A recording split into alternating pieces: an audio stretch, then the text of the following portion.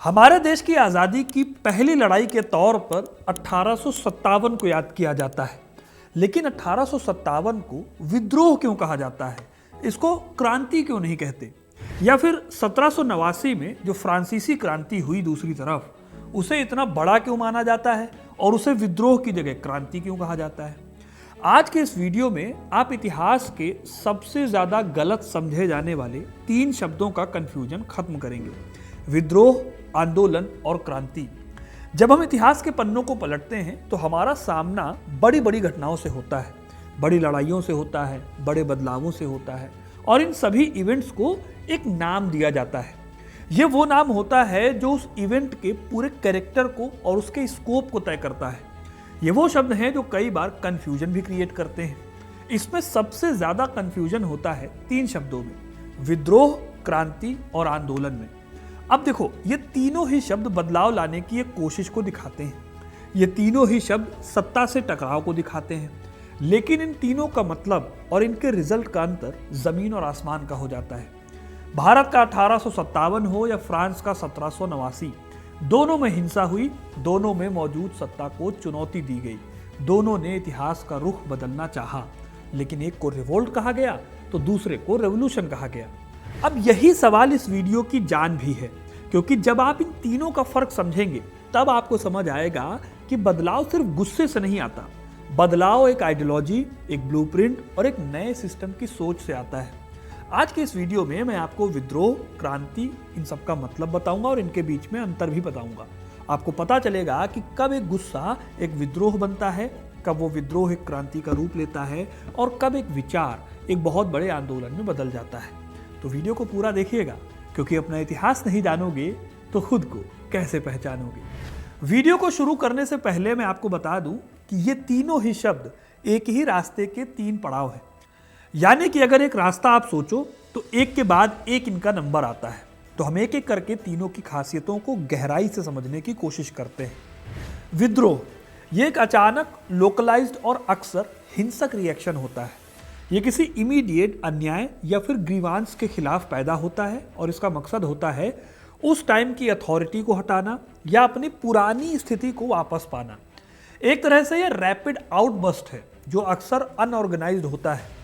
वहीं अगर आप आंदोलन को देखो तो ये एक लंबे टाइम तक चलने वाला, ऑर्गेनाइज्ड और आमतौर पर नॉन वायलेंट प्रोसेस होता है। आंदोलन का मकसद किसी एक खास सोशल या पॉलिटिकल लक्ष्य के लिए जनता के बड़े हिस्से को मोबिलाइज करना है। बड़ी बात यह है कि आंदोलन प्रेशर बनाने का काम है, यानी सरकारी नीतियों या कानूनों को बदलने के लिए लगातार सस्टेन्ड एफर्ट करना। ये किसी व्यवस्था को तुरंत खत्म नहीं करता, बल्कि धीरे धीरे उस व्यवस्था में रिफॉर्म की मांग करता है। अब वहीं अगर क्रांति की बात करूं तो ये सबसे ज़्यादा पावरफुल और कॉम्प्रिहेंसिव शब्द है। ये वो घटना है जो सत्ता, कानून, सोशल स्ट्रक्चर, लोगों के सोचने के तरीके को भी बहुत ही रेडिकली और इरिवर्सिबली बदल देती है। क्रांति केवल रूलर को नहीं हटाती, ये रूल को भी बदल देती है। इसका टारगेट एक कंप्लीटली न्यू पॉलिटिकल और सोशल ऑर्डर स्टैब्लिश करना होता है। अब देखिए, कोई घटना विद्रोह तब कहलाती है जब इसका डिफाइनिंग फीचर अचानक और स्पॉन्टेनियस भड़कना हो। ये किसी लंबी तैयारी के बिना अचानक हुई घटना होती है जो कि अन्यायपूर्ण हो और उसके खिलाफ अचानक शुरू हो जाती है। एग्जाम्पल के लिए, भारत में किसानों और आदिवासियों के विद्रोह की एक पूरी फहरिस्त है।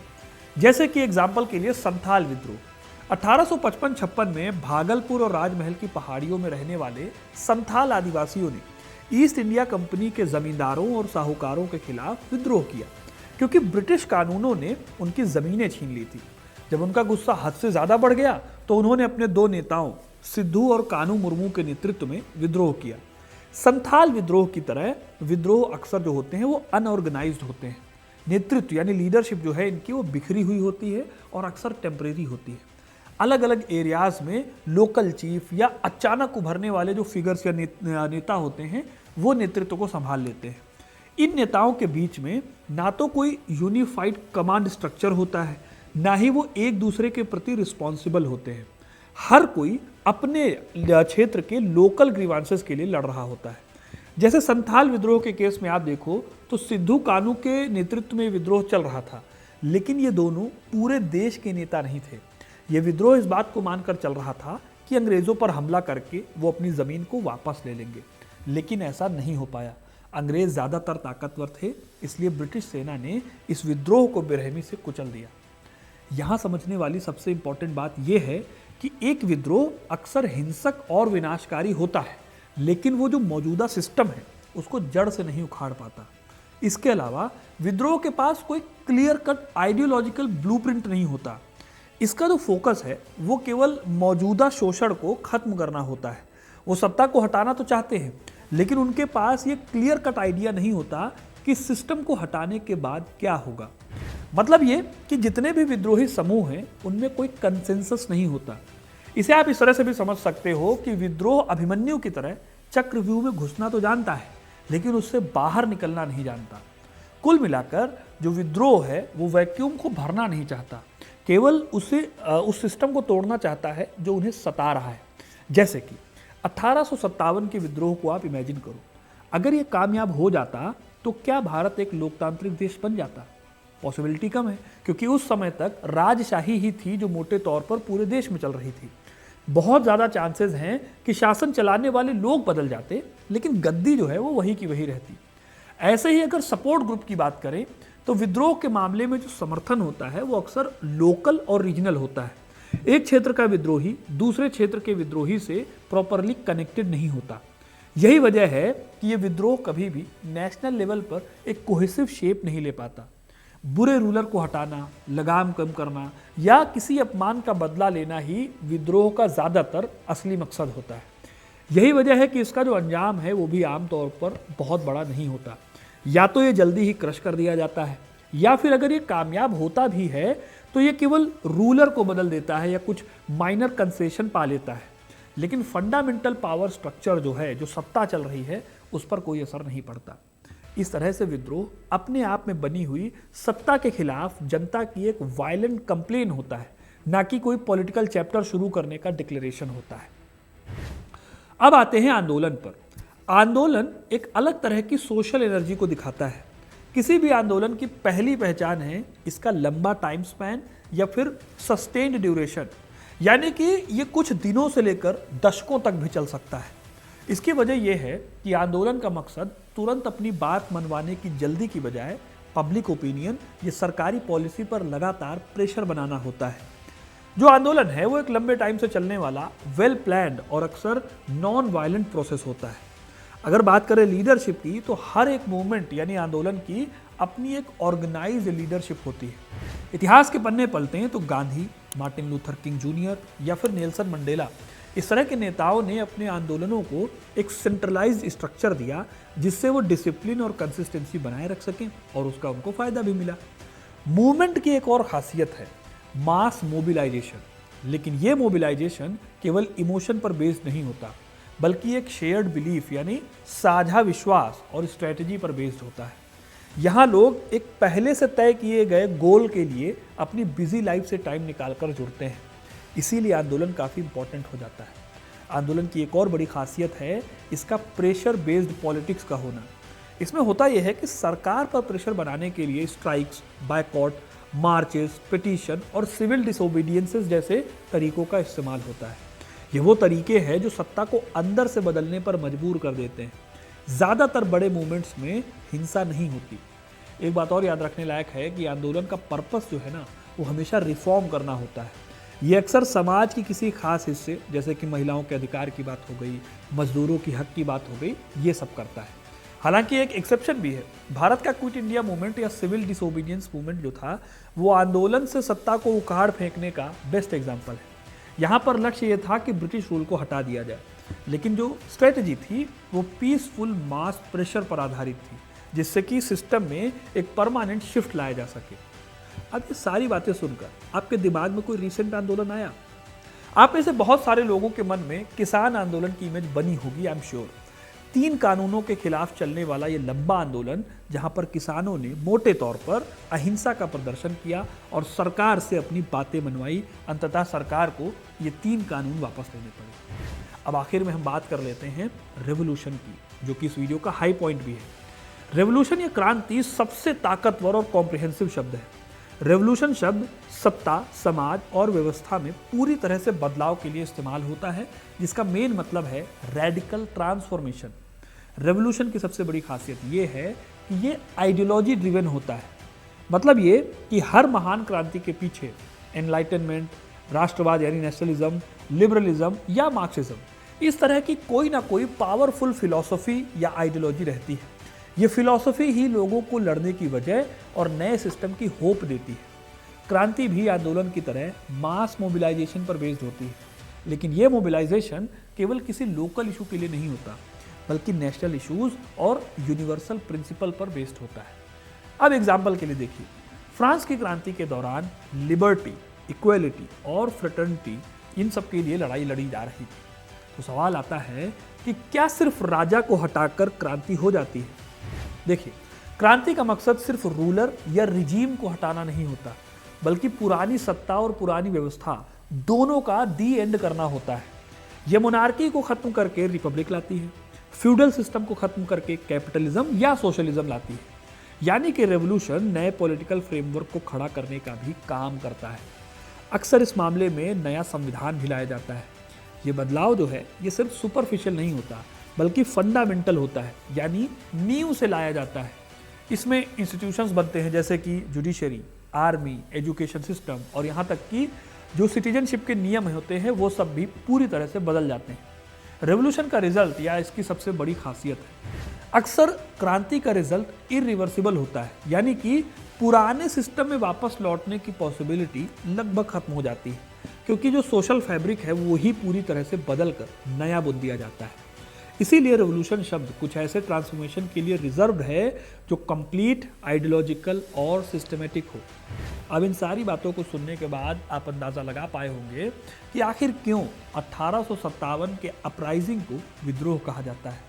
हालांकि इतिहासकारों के बीच में 1857 के स्वरूप को लेकर क्रांति और विद्रोह की बहस चलती है, लेकिन ज़्यादातर इतिहासकारों ने इसे एक मल्टी लेवल विद्रोह माना है, जो कि क्रांति से कुछ कम है और विद्रोह से थोड़ा ज़्यादा है। 1857 का विद्रोह शुरू हुआ था सिपाहियों के विद्रोह से। इसका इमीडिएट ट्रिगर सैनिकों का असंतोष था, जो चर्बी वाले कारतूसों की वजह से भड़क उठा। ये एक रिएक्शनरी नेचर की घटना थी, यानी कि एक एक्शन हुआ, उसके खिलाफ एक रिएक्शन हुआ, और इसके चलते हुआ ये कि हमारे पास घटना तो हो गई, विद्रोह तो हो गया, लेकिन एक यूनिफाइड नेशनल प्लान की कमी रह गई। दूसरी बड़ी बात ये कि ये अपराइजिंग एक साथ पूरे भारत में नहीं फैला। इंडियन सब कॉन्टिनेंट का एक बड़ा हिस्सा शांत रहा था, मैप में आपको देख के पता चल जाएगा। सबसे बड़ी कमी थी एक सिंगल आइडियोलॉजिकल लीडरशिप की, यानी इस विद्रोह का कोई एक नेता नहीं था। अब ये तो आप जानते हैं कि 1857 को कई लोग लीड कर रहे थे। रानी लक्ष्मीबाई की रियासत, नाना साहब अपनी पेंशन के लिए लड़ रहे थे, सिपाही जो बहादुर शाह जफर की सांकेतिक बहाली चाहते थे। इन सभी नेताओं के जो गोल हैं ये अलग अलग हैं और इनके मोटिवेशन भी अलग अलग थे। उनके बीच में ब्रिटिश के हटने के बाद भारत में नया पॉलिटिकल सिस्टम क्या होगा, इसको लेकर कोई विजन नहीं था। ये एक तरह से फिर से एक्शन का रिएक्शन था, ना कि रेवोल्यूशन था। कुल मिलाकर ये पुराने सिस्टम को वापस पाने की एक कोशिश थी, नए सिस्टम को क्रिएट करने की कोई जद्दोजहद नहीं थी। अगर इस तरह से देखा जाए तो 1857 कामयाब भी हो जाता तो बहुत पॉसिबल था कि भारत कई छोटे छोटे प्रिंसली स्टेट्स में दोबारा बढ़ जाता, ना कि एक यूनाइटेड रिपब्लिक बनता जैसा कि आज हम देखते हैं अपने नक्शे को। इसीलिए इतिहासकार इसे एक बेहद ताकतवर विद्रोह या वॉर ऑफ इंडिपेंडेंस की शुरुआत मानते हैं, लेकिन इसको एक रेवोल्यूशन नहीं मानते, क्योंकि इसका एम सिस्टमैटिक ट्रांसफॉर्मेशन नहीं बल्कि रिस्टोरेशन था। अब इसकी दूसरी तरफ देखें, दूसरी कॉइन साइड देखें, 1789 की फ्रांस की घटना। उसको क्रांति इसलिए कहा जाता है क्योंकि ये केवल एक वायलेंट इवेंट नहीं था। फ्रांस की क्रांति अपने आप में एक बड़े सोशियो इकोनॉमिक क्राइसिस और आइडियोलॉजिकल शिफ्ट का रिजल्ट थी। राजा तो शोषण कर ही रहा था फ्रांस में, साथ ही 3 वर्गों में बटा हुआ एक पुराना सामंती सिस्टम भी था जो लोगों को प्रताड़ित कर रहा था। कुलीन और पादरी वर्ग बिना टैक्स दिए अय्याशी करते थे, वहीं टैक्स की सारी जिम्मेदारी आम लोग उठाते थे। इसका रिजल्ट ये हुआ कि इस अन्याय के खिलाफ एक रिएक्शन से ज़्यादा, कहीं ज़्यादा एक ऐसा विरोध शुरू हुआ जो अपने आप में पूरे फ्रांस को बदल गया। इसमें बहुत बड़ा रोल था उस समय उभरते हुए विचारकों का। वॉल्टेयर, रूसो और मॉन्टेस्क्यू, इस तरह के दार्शनिकों के विचार जैसे कि लिबर्टी यानी स्वतंत्रता, इक्वलिटी यानी समानता और राइट्स ऑफ मैन यानी मानव अधिकार ने एक ऐसा आइडियोलॉजिकल फ्रेमवर्क तैयार किया जिसने लोगों को केवल राजा के खिलाफ नहीं भड़काया, बल्कि पूरे के पूरे जो मोनार्किकल सिस्टम था उसके खिलाफ खड़े होने के लिए मोटिवेशन दिया। यह अपने आप में एक ऑर्गेनाइज्ड अपराइजिंग था जो पूरे देश में फैल गया। स्टेट्स जनरल से लेकर नेशनल असेंबली का गठन और बेस्टाइल पर हमला, ये सभी एक साथ हुए। सबका टारगेट सेम था, एक कॉन्स्टिट्यूशनल मोनार्की से होते हुए रिपब्लिक को स्टैब्लिश करना। फ्रांस की क्रांति ने न केवल लुई 16वें को हराया बल्कि मोनार्की की संस्था को ही खत्म कर दिया। पुराने संविधान को फेंक दिया गया और declaration of the rights of man end of the citizen जैसा क्रांतिकारी डॉक्यूमेंट लागू किया गया, जिसमें सभी नागरिकों को बराबरी का दर्जा दिया गया। इस तरह फ्रांस की क्रांति ने समाज के फाउंडेशन तक को बदल दिया। इसने मोनार्की की जगह रिपब्लिक को स्टैब्लिश किया, डिवाइन राइट की जगह पॉपुलर सोवरेनिटी यानी लोगों के अधिकारों की बात की, और सब्जेक्ट की जगह सिटीजन यानी नागरिकता को इंट्रोड्यूस किया। ठीक ऐसे ही फ्रांस की क्रांति की तरह 1917 में रूस में होती है सोवियत क्रांति, जिसने वहां पर निरंकुश जार के शासन को खत्म करके स्थापना की एक कम्युनिस्ट शासन की। इस तरह की कई क्रांतियां दुनिया भर में हुई हैं, जिनके मैंने आपको नाम भी बताए। दोस्तों, अब आपको समझ आ गया होगा कि इन तीनों का मतलब और इन तीनों के अंतर कितने ज़्यादा है। ये भी आपको पता चला होगा कि शब्द ही इतिहास को डिफाइन करते हैं और हमारी कलेक्टिव मेमोरी को शेप देते हैं। 1857 का विद्रोह हमारे लिए एक वाइटल हिस्टोरिकल इवेंट है, जो भारतीय राष्ट्रीय चेतना का पहला बड़ा टर्निंग पॉइंट था। ये वो टर्निंग पॉइंट था जिसने ब्रिटिश एम्पायर को हिलाकर रख दिया और भविष्य के लिए इंडिपेंडेंस मूवमेंट के लिए बेस भी तैयार किया। ये क्रूशियल फेलियर था, लेकिन इंस्पिरेशन का एक पावरफुल सोर्स बना। वहीं अगर 1789 के फ्रेंच रेवोल्यूशन को देखें तो वो केवल एक पॉलिटिकल शिफ्ट नहीं था, ये एक पूरी सभ्यता का रिकंस्ट्रक्शन था। ये एक ऐसा मोमेंट था जब इंसान ने सदियों पुराने हायरार्किकल स्ट्रक्चर को चुनौती दी और घोषणा की कि मैन इज बॉर्न फ्री। तो आई होप आपको ये बातें समझ में आ गई हूँ। अगर वीडियो पसंद आया है तो इसे लाइक कीजिए, ज़्यादा से ज़्यादा शेयर कीजिए, और ऐसी तमाम घटनाओं के लिए, इतिहास से जुड़े रहने के लिए हिस्ट्री कनेक्ट को सब्सक्राइब जरूर करें। धन्यवाद।